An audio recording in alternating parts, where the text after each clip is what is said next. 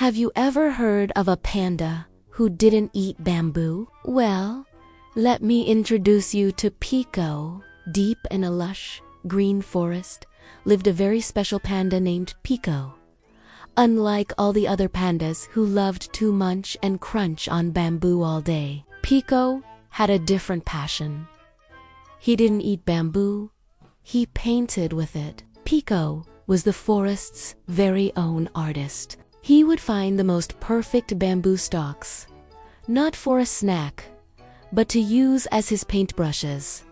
And his paints? Oh, they were the most wonderful colors you could imagine, all supplied by nature itself. He'd mash up juicy red berries for a vibrant scarlet, crush bright yellow flowers for a splash of sunshine, and grind soft green leaves for the perfect shade of emerald. His canvas was the entire forest. He would swirl his bamboo brushes against the rough bark of ancient trees, turning them into magnificent murals. He'd dab colors onto smooth, gray rocks, transforming them into sparkling rainbows that caught the sunlight. The whole forest was his gallery, a living, breathing masterpiece. Every creature, from the tiny ladybugs to the wise old owls, would stop and admire Pico's work. His art brought so much color and happiness to their world. One evening,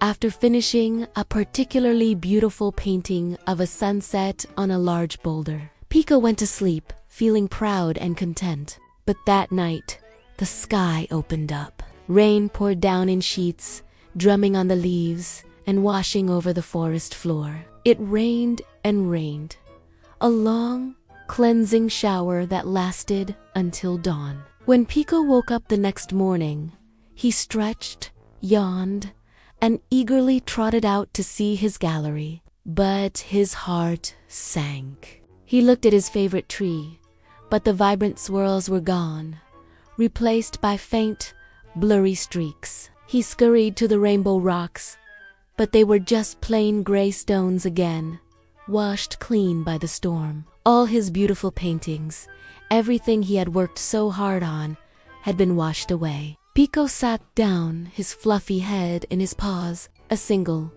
salty tear rolled down his furry cheek and dripped onto the wet ground. All his art, all his color, was gone. It felt like a piece of his heart had vanished with it. He had never felt so empty and heartbroken. Was all his effort for nothing? Just as he was about to give in to his sadness, he heard a sound. It wasn't a sound of pity, but a sound of pure joy. It was the cheerful chirping of the sparrows. He looked up and saw them dancing in the air. Then he heard the happy chatter of the monkeys swinging from the branches. He saw the rabbits hopping with excitement.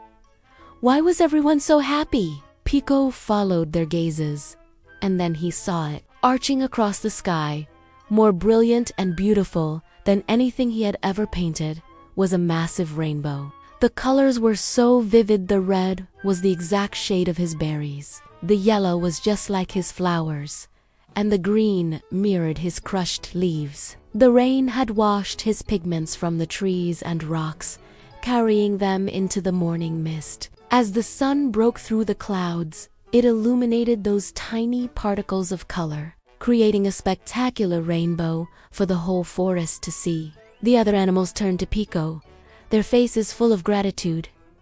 They weren't smiling at the blank trees or the gray rocks. They were smiling at the magnificent rainbow in the sky. And Pico realized they were also smiling at him. In that magical moment, Pico understood.